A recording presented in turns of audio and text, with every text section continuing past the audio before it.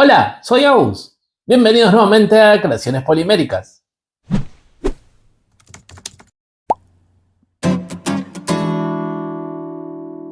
En el video de hoy les voy a mostrar cómo hacer estos accesorios decorativos o ornamentos para colocar en su árbol de Navidad con arcilla polimérica.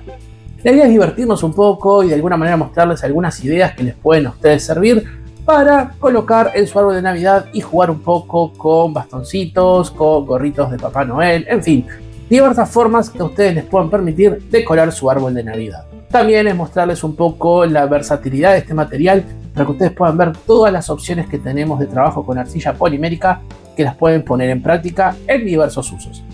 Este video también es un poco complementando el video anterior que hice de cómo hacer un mini árbol de Navidad con arcilla polimérica, que les dejo por aquí el link para que lo puedan ver.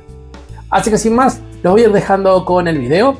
No sin antes recomendarles que si aún no están suscritos, los invito a suscribirse al canal, eso ayuda mucho para que siga creciendo la comunidad.